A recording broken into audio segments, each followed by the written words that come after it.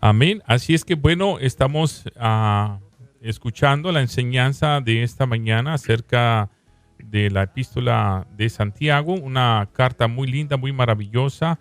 Hay cosas que a veces no entendemos, pero a través de la palabra nos edificamos y yo sé que esta mañana no será la excepción. Así es que le dejamos los micrófonos y una vez más, gracias por estar con nosotros. Gracias, hermano. Muchas gracias a todos nuestros hermanos del auditorio por la generosidad de escucharnos. Y como siempre, en nuestro corazón hay la intención de construir nuestras vidas en la fe de Cristo Jesús con toda pureza. Así que gracias y seguimos con esta carta que escribe Santiago a la Iglesia Universal. Desde luego somos muy conscientes que es una carta que pareciera muy sencilla, pero que la manera de decir de Santiago en realidad tiene complicaciones, de tal manera que parece decir algo que no está diciendo o que definitivamente nos crea cierta confusión, pero hemos ido saliendo avantes porque es una carta extraordinaria, verdaderamente una joya de la vida, de la práctica de la fe cristiana. Y por supuesto que no olvido yo a nuestros hermanos que hacen preguntas, particularmente nuestro hermano que el viernes hizo su llamada. Quiero decirle que todas las llamadas que ustedes hagan trataré de contestarlas en su momento y que las recibo como una aportación muy valiosa a nuestra participación. Agradezco sinceramente sus comentarios porque en realidad creo que hay una intención de edificarnos. Entonces, gracias mis hermanos.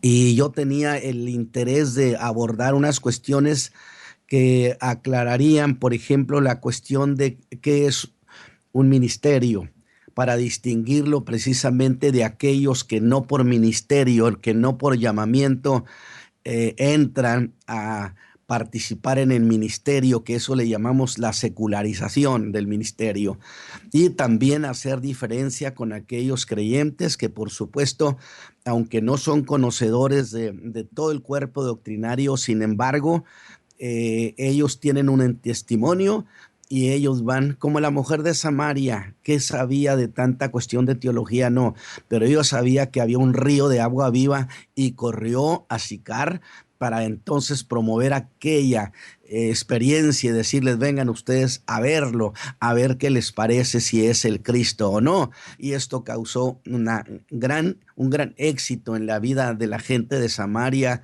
Así que, hermanos, cierto, muchos no tendrán conocimiento amplio de la fe, pero usted puede usar su testimonio personal para llevar a otros a Cristo. Pero, sin embargo, yo quisiera mejor avanzar para luego dejar esto para un resumen al terminar todos estos mensajes relativos a este tema que el apóstol está abordando. Y voy a hacer una aclaración. En realidad pareciera que el apóstol, que Santiago, lleva en sus manos 1000 cosas. Está hablando de una, pero luego va por otra.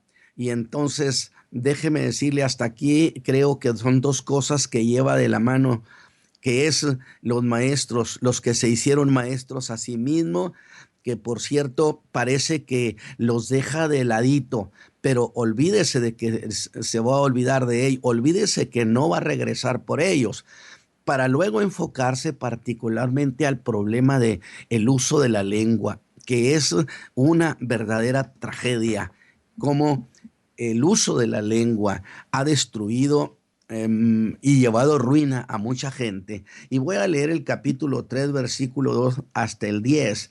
Dice, porque todos ofendemos en muchas cosas. Si alguno no ofende en palabra, este es varón perfecto, que también puede con freno gobernar todo el cuerpo. He aquí nosotros ponemos frenos a la boca de los caballos para que no nos obedezcan y gobernamos todo su cuerpo. Mirad también las naves, aunque tan grandes y llevadas de impetuosos vientos, son gobernadas con un muy pequeño timón por donde quisiere el que las gobierna. Así también la lengua es un miembro pequeño y se gloría de grandes cosas. He aquí un pequeño fuego, cuán grande bosque enciende, y la lengua es un fuego, un mundo de maldad. Así la lengua está puesta entre nuestros miembros, la cual contamina todo el cuerpo e inflama la rueda de la creación y es inflamada del infierno. Qué historial tiene la lengua, porque toda naturaleza de bestias y de aves y de serpientes y de seres de la mar se doma y es domada de la naturaleza humana. Pero ningún hombre puede domar la lengua, que es un mal que no puede ser refrenado, lleno de veneno mortal.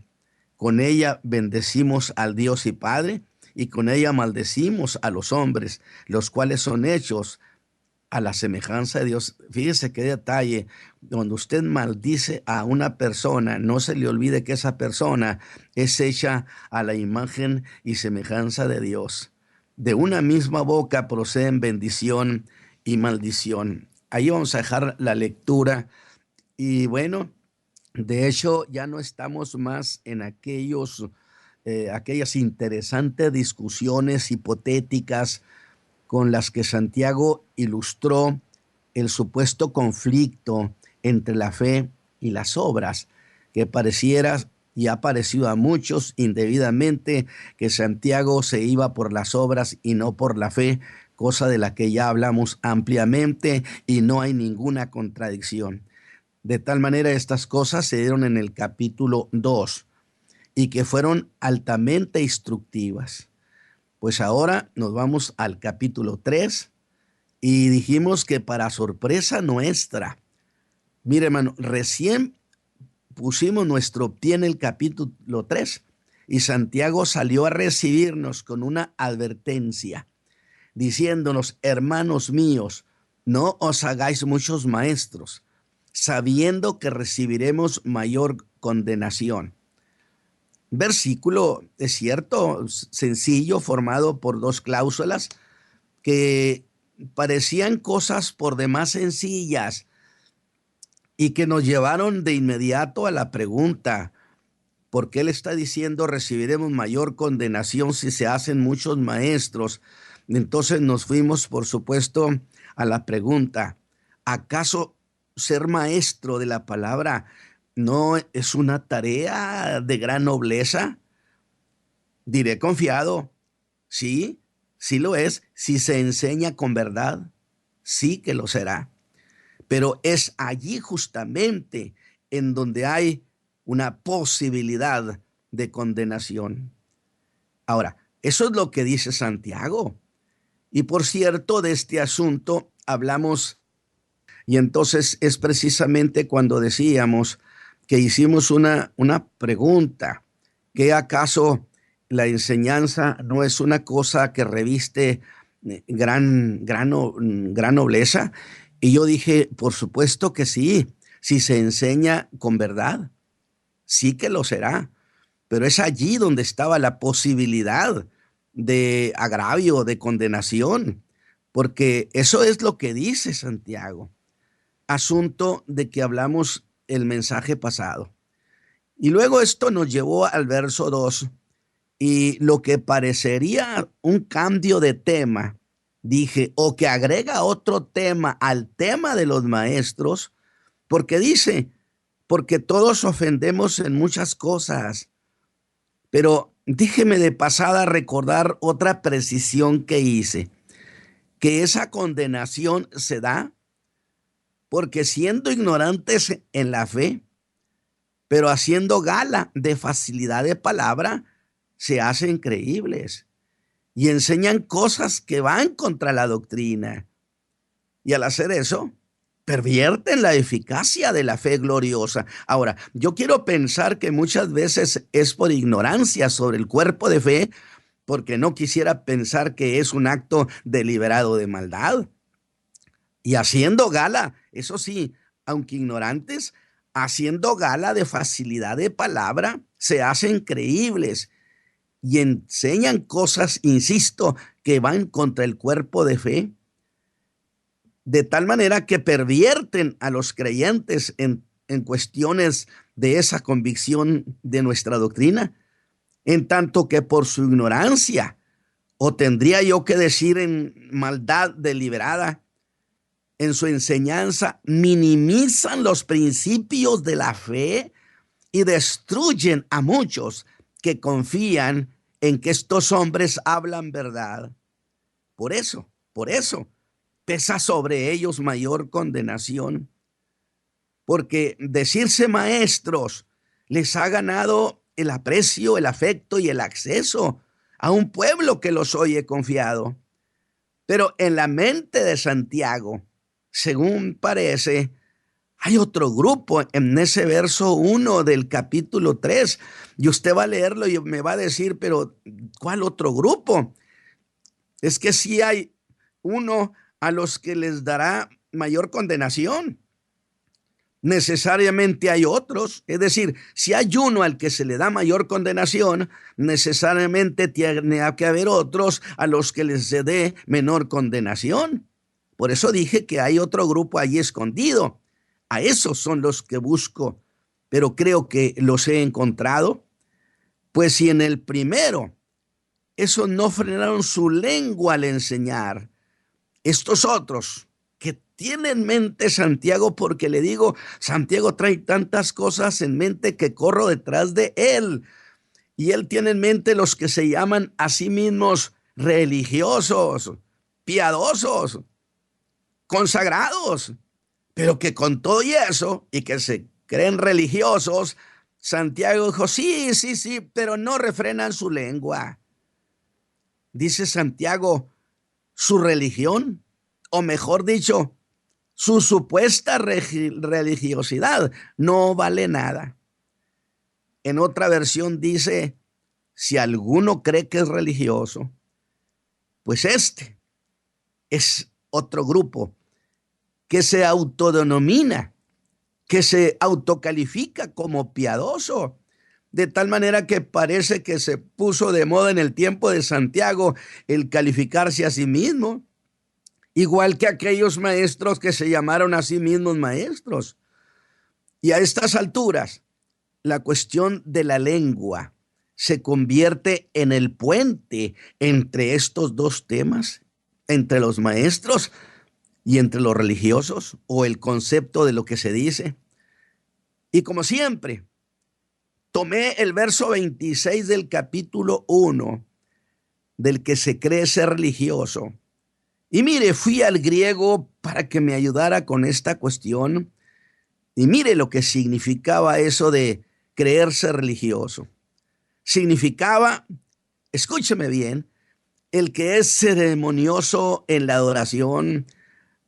¿Conoce usted cosas como esas? Que aunque su vida incluso no sea una vida entregada al Señor, oiga, pero cuando usted los ve dirigir un culto de adoración y alabanza, son ceremoniosos a más no poder.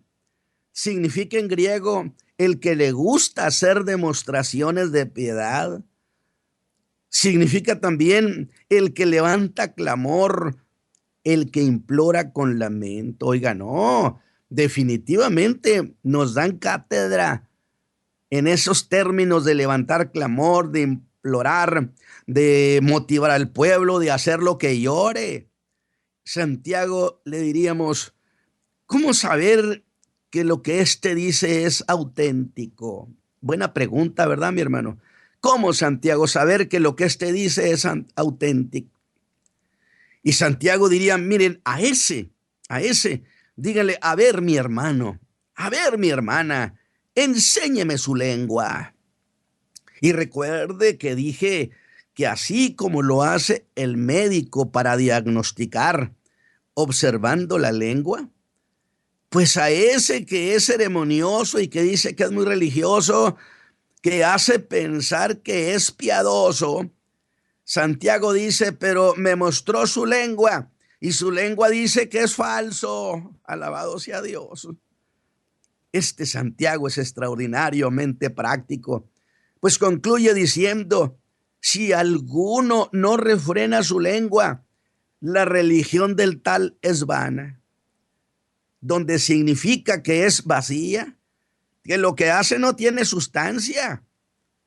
Pero volvamos al capítulo 3, donde Santiago dijo que todos ofendemos en muchas cosas, que desde luego no es lo mismo ofender que ser una persona ofensiva, esas que se dedican a ofender cada oportunidad que tienen, santo Dios, esos que parece que no le dicen, pero se van felices diciendo como si no le hubiera dicho, pero le dije y mira cómo se quedó. ¿Usted conoce gente así? Yo creo que por toneladas. Y eso es cierto. Y dije que eso de las ofensas, por lo que se dice, es el puente que une estas dos cuestiones.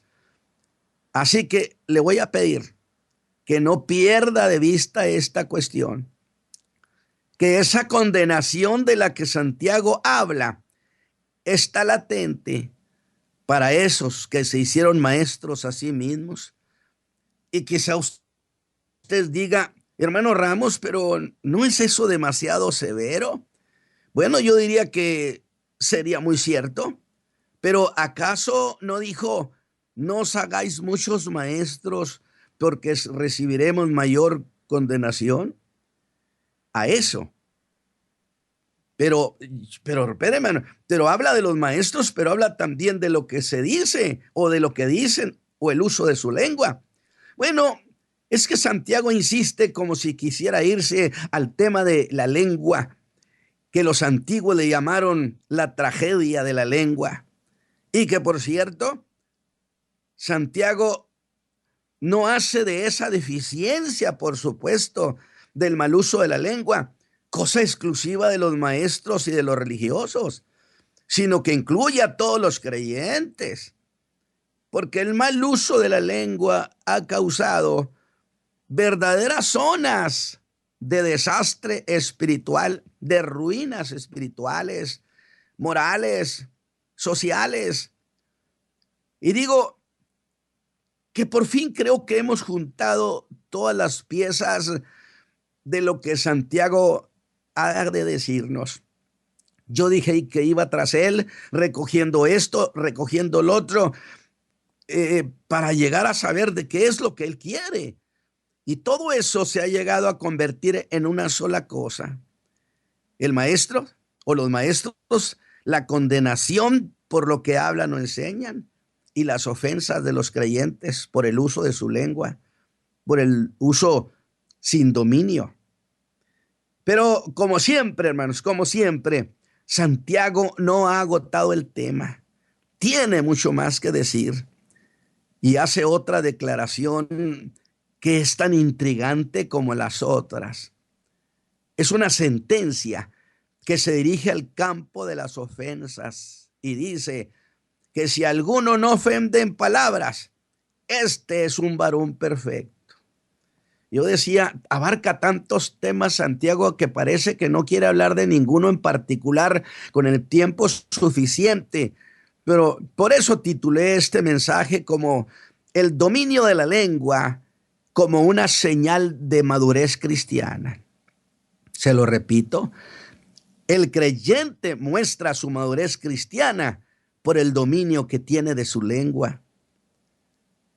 Y mire, el que dice y el cómo lo dice, que ese que no ofende en palabras es varón perfecto. Pero ve el rumbo que toma Santiago con esto, que también puede con freno, y ahora sí ponga mucho cuidado, puede gobernar todo el cuerpo. Y entonces yo digo, ¿y qué tiene que ver eso de no ofender con eso de gobernar el cuerpo? ¿Ve usted lo que le digo? Que Santiago nos dice cada cosa que decimos, pero ahora, ¿a dónde quiere ir? ¿Qué relación tiene una cosa con la otra? Mire, haremos algo. Voy a poner esto de otra manera para que tenga mayor sentido. Diría Santiago, si alguno no ofende en palabras, este es varón perfecto, que también puede con freno gobernar todo su cuerpo.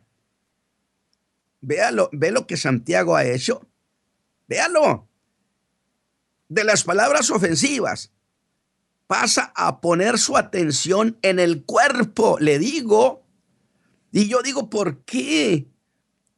Pues hasta aquí parece que habla de todo y de nada. Y yo me siento en conflicto. Pues, ¿qué tiene que ver el cuerpo con el uso de las palabras sin ofensa o con las palabras ofensivas? Interesante, muy interesante. Veamos lo mismo de otra manera, que lo podemos decir así, que por consecuencia de eso que ha dicho Santiago, sería igual a decir que si alguno no ofende en palabras, puede gobernar todo su cuerpo. Luego entonces, si alguno ofende en palabras, ¿este no puede gobernar todo su cuerpo? Es lo que Santiago está afirmando. Si alguno no ofende en palabras, es alguien que gobierna todo su cuerpo, que puede. Por consecuencia, si alguien es un ofensivo en sus palabras, es alguien que tampoco puede gobernar su cuerpo. Veamos esto así. Ofendes, no eres capaz de gobernar tu cuerpo. No ofendes en palabras, eres capaz de gobernar tu cuerpo.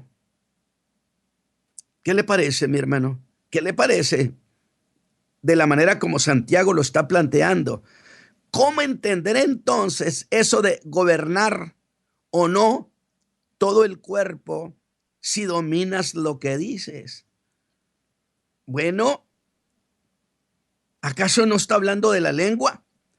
¿Y la lengua no es parte del cuerpo? Sí, pero no es todo el cuerpo.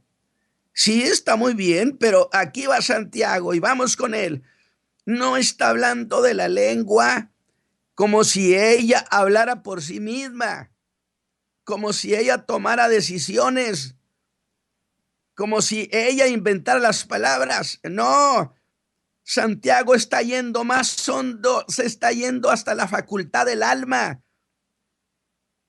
que hace que la lengua diga tantas cosas, porque a la lengua no se le atribuyen emociones, al alma sí, en tanto es solo un pequeño miembro de carne que expresa lo que trae el alma dentro. Alabado sea Dios. Vea dónde está yendo al origen del problema o al problema origen. Santiago está señalando a lo que hay dentro de cada hombre y mujer que hacen que su lengua hable sin dominio, porque no hace más que reflejar que el espíritu de ese hombre o de esa mujer, que su vida moral y emotiva está fuera de gobierno, fuera de control, fuera de dominio. Pues si tuviera dominio de espíritu, habría dominio de cuerpo. Porque ya no está hablando de la lengua nada más, está hablando del cuerpo entero. Solo que el cuerpo representado por ese pequeño miembro llamado lengua, que es altamente rebelde, pero no la lengua. Está hablando a creyentes, pues con ella dirá en el verso 9, bendecimos a Dios y con ella maldecimos. Y yo tengo que reconocer qué figura tendría el apóstol en su mente cuando dijo esto.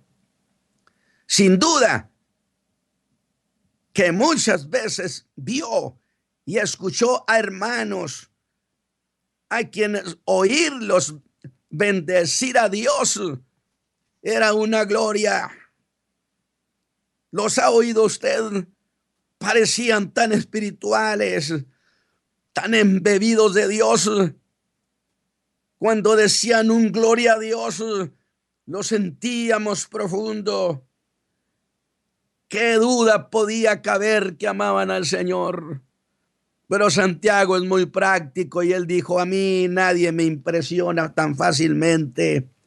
Y yo creo que Santiago está ministrando a una de las grandes deficiencias y los grandes sectores problemáticos de la vida de la iglesia, de la vida interna de la iglesia, las cosas que los hermanos dicen, que desde luego es necesario que se tomen medidas preventivas y correctivas radicales en su alma. ¿Quién no iba a pensar que estos amaban al Señor?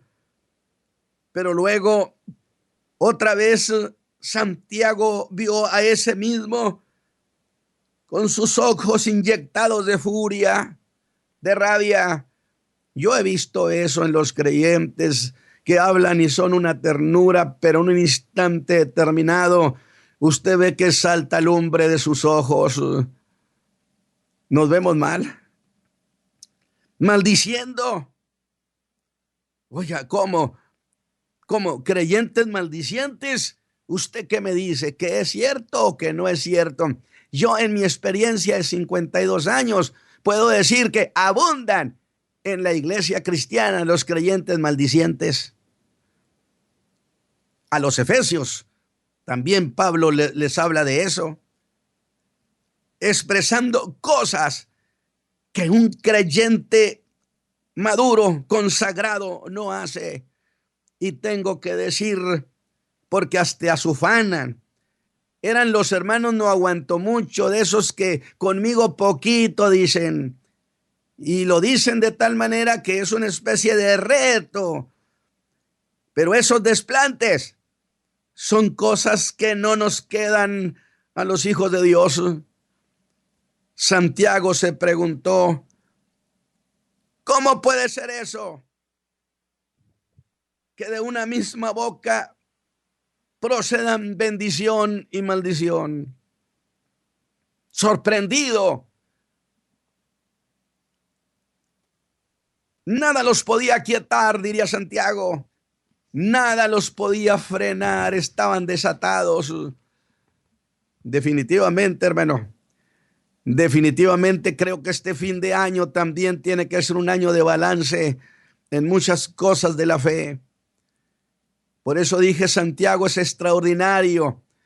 Y usted dice, mejor nos regresamos para hablar de los maestros. Santiago diría, no, hablamos de su lengua, mi hermano. Usted, mi hermano, dígame, ¿suceden cosas como esas entre los creyentes? Del hablar desatado, desaforado, de gritos. Por eso los antiguos decían que no hay instrumento que sirva tan bien para matar el alma o para dar vida como la palabra. Pero aquí hay una cuestión que no podemos dejar de lado.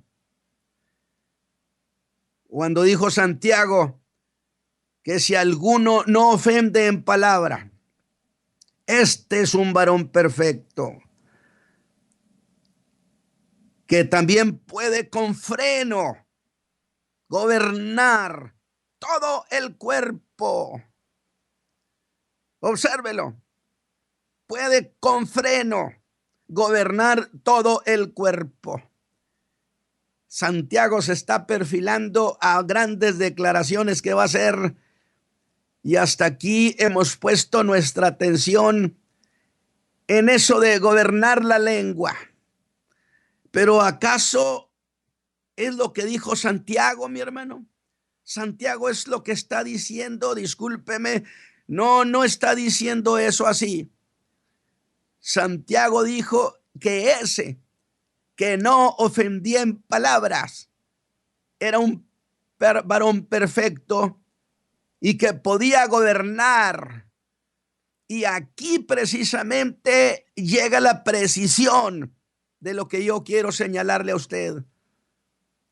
Que podía gobernar, sí, pero gobernar todo su cuerpo. ¿Qué le parece? Todo su cuerpo. Santiago no se está limitando o reduciendo al dominio de la lengua, sino que ese varón es capaz de gobernar con freno todo su cuerpo. Usted dice, ¿cómo? Si la lengua expresa pasiones, porque el alma tiene pasiones, y el alma se desborda a través de la lengua, ofendiendo, diciendo, convenciendo, induciendo a muchas cosas mal. Si la lengua expresa pasiones, discúlpeme, pero lo mismo pasa con todo el cuerpo. También todo el cuerpo expresa pasiones que tienen que ponerse bajo dominio. Pero ¿por qué ese contraste en señalar? ¿Y por qué puede tener dominio sobre la lengua como evidencia que ese creyente tiene dominio sobre todas las pasiones de su cuerpo? Alabado sea Dios. Qué cátedra nos está dando Santiago. Digo, para mí yo lo estoy disfrutando. ¿Y por qué puede tenerse dominio sobre la lengua? Dije, como evidencia que ese creyente tiene dominio sobre todas las pasiones de su cuerpo. ¿O acaso el cuerpo no tiene pasiones? O por lo menos el alma solo a través de la lengua expresa pasiones. No, a través de todo el cuerpo, a través de actitudes, a través de bajezas, a través de muchas cosas. El alma apasionada, es cierto que enciende la lengua y es su agente más eficaz para lograr sus propósitos. Pero el cuerpo también es incendiado por las pasiones del alma. Alabado sea Dios. De tal manera, la lengua, aunque es pequeña, es la más difícil de gobernar. Porque aunque Santiago está pensando en todo el cuerpo, usa la lengua como medio para ilustrar, es la parte puesta por el todo. La lengua pequeña, la lengua, pero cuando esta lengua se calle, cuando esta lengua hable bien, entonces quiere decir que todo el cuerpo va a estar sujeto de sus pasiones que el alma le manda. Gloria al Señor. De gobernar. Y quien la domina, manifiesta ese creyente dominio de espíritu. Pues el uso desmedido de la lengua es una prueba eficiente de la falta de dominio de espíritu. Y quien tiene dominio de espíritu puede gobernar todo el cuerpo. Muchos intérpretes han pensado que eso de gobernar todo el cuerpo es una clara referencia a las pasiones del cuerpo, las pasiones que se expresan corporalmente. Interesante, porque a veces le echamos la culpa a la lengua, que sí, porque ella es, dije, el agente más eficaz que tiene el alma para expresar sus pasiones y conseguir, pero está en común acuerdo con todas las pasiones que recorren el cuerpo, todo el cuerpo. Es una clara referencia a las pasiones del cuerpo. Por eso digo, no hay duda que Santiago está llevándose todo de una sola vez. Pero otra vez, ¿acaso dijo que ese hermano que no ofendía en palabras podía gobernar el cuerpo? Yo sé que usted me puede decir a primera instancia, sí, hermano, eso es lo que dijo, que si alguno no ofendía en palabras es porque ese creyente podía gobernar el cuerpo. Y entonces yo, para que se nos grabe bien, le tengo que decir, no, mi hermano, no lo dijo así. No dijo que podía con freno gobernar el cuerpo, sino que con freno podía gobernar todo el cuerpo, que es muy distinto, es preciso, es categórico, todo. ninguna parte de su cuerpo queda fuera de dominio. Frenar todo el cuerpo. ¿Y qué cosa es frenar? Es reprimir, es contener, es sujetar. Por eso cuando yo he enseñado sobre esta carta, siempre le he pedido a los creyentes que no le pierdan pisada a Santiago, que yo voy a tratar de interpretarlo lo mejor que yo pueda con la ayuda del Señor, con la ayuda de su Espíritu, desde luego con la doctrina, pero que Santiago tiene su problemática y si nos descuidamos de repente ya no lo encontramos. Por eso me parece genial. Bueno, no hay duda, todo aquello palabra que venga del Espíritu de Dios tiene genialidad, porque es la genialidad divina. Bendito sea el Señor. Y dice que significa reprimir, contener, sujetar. Hasta el griego nos viene a ayudar con estas definiciones. ¿Y acaso por medio de la lengua o de las palabras, yo le pregunto, no se expresa el sentir del hombre interior? Oye, hermano, discúlpeme, pero entonces nos estamos yendo más allá de lo que imaginábamos, más allá de la lengua pequeña, más allá del cuerpo, más allá de los... No, dijo Santiago, vámonos adentro, al hombre interior. Allá tenemos el problema, mi hermano. Allí lo tiene el creyente. Entonces, pensemos esto. Las que están dentro de la vida pensante y que tratan de salir, expresarse a través de la lengua. ¿Acaso no son estas cosas de las cuales el entendimiento, por supuesto, se da por enterado? El entendimiento es del hombre interior, lo que esté pasando en las convulsiones pasionales del alma. El entendimiento lo sabe. Por supuesto que sí, allí es donde se lleva a juicio las cosas. Y de allí que el creyente, allí precisamente en su hombre interior, se decida lo impropio de esas pasiones. Y cuando él en su entendimiento y reflexión ha juzgado con su conciencia lo impropio de esas convulsiones del alma que buscan la lengua para expresarse lo mejor que pueden, ¿cómo impedir que salgan a los labios esas pasiones? ¿Cómo? Es cuando ese hombre interior, cuando usted dentro de su alma, allá en su memoria, trae a colación allí donde se está juzgando esas pasiones convulsivas, echa mano de los principios de la fe, de los valores que ha aprendido. ¿Ve por qué es necesario que aprendan los creyentes la doctrina? Si no conocen la doctrina, ¿de qué van a echar mano, mi hermano? Por eso dijo, dejaron a los creyentes a la intemperie, en boca de los lobos al quitarles la doctrina. Y entonces el hombre interior toma esos valores eternos, los pone en la balanza y ve que pesan mucho en su alma.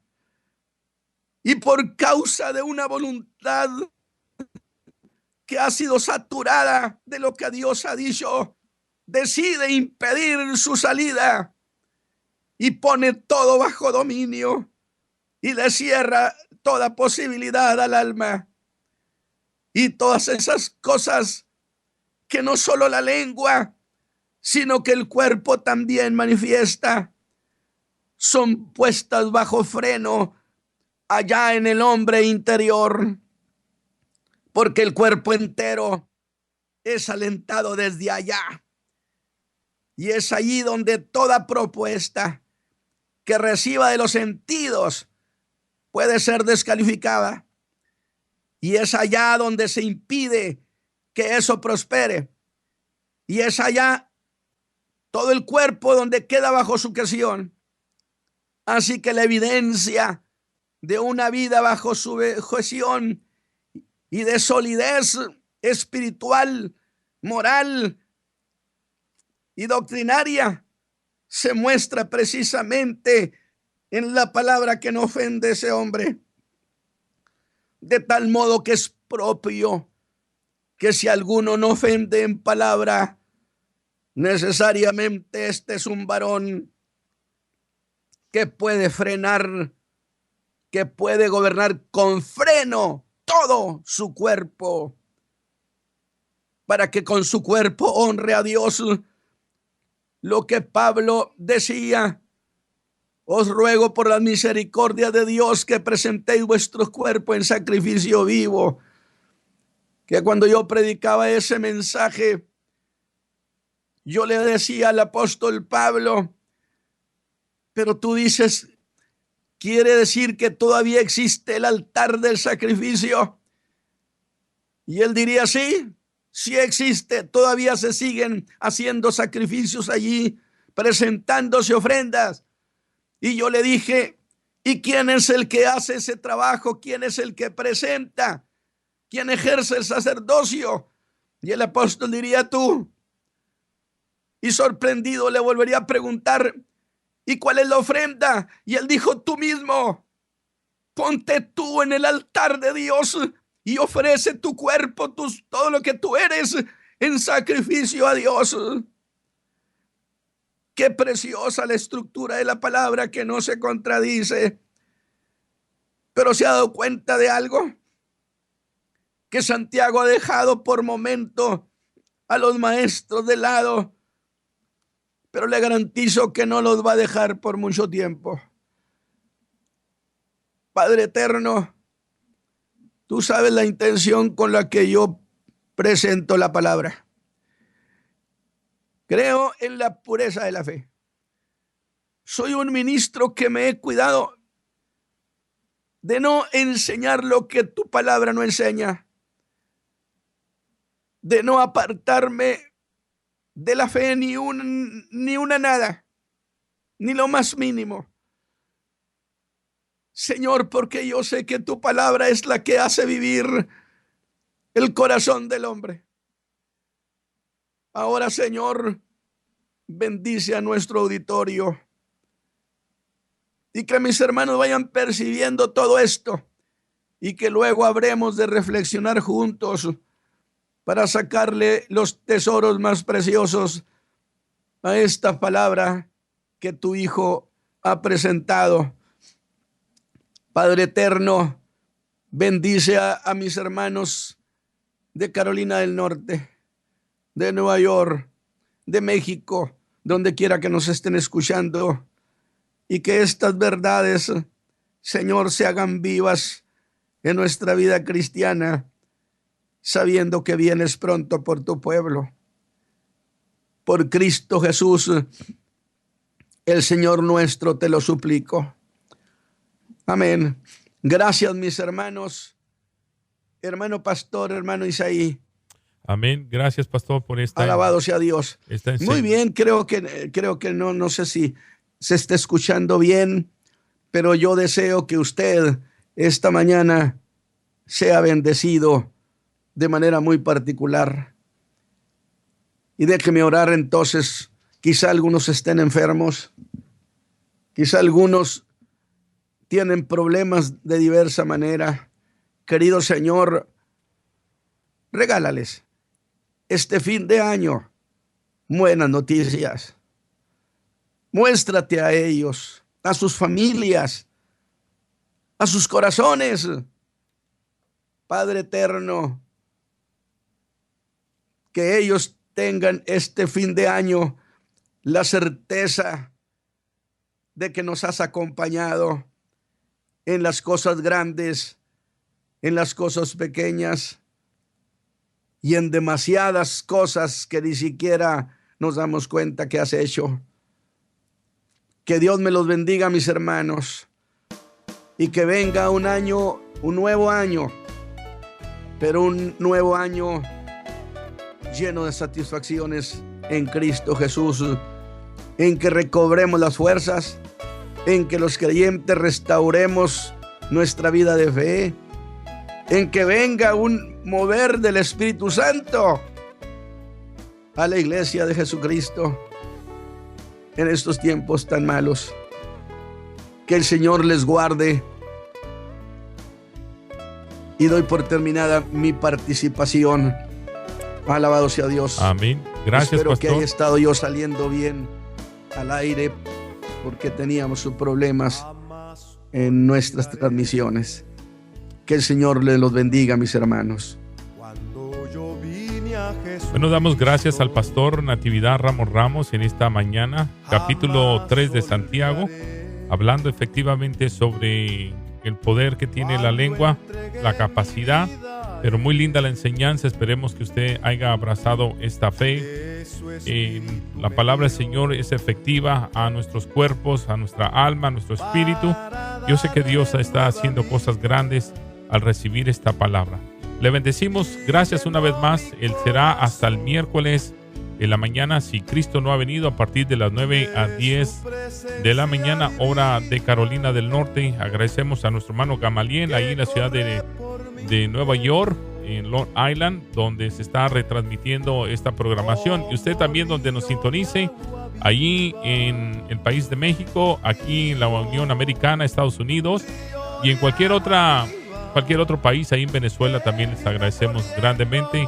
Gracias, pastor, por esta enseñanza que ha sido de grande bendición. Yo sé que hay grande experiencia y cada día, así dice la palabra, que tenemos que adquirir conocimiento y sabiduría de lo alto. Y es por eso que nuestra audiencia siempre tiene que abrazar esa linda fe que nos han sido entregada.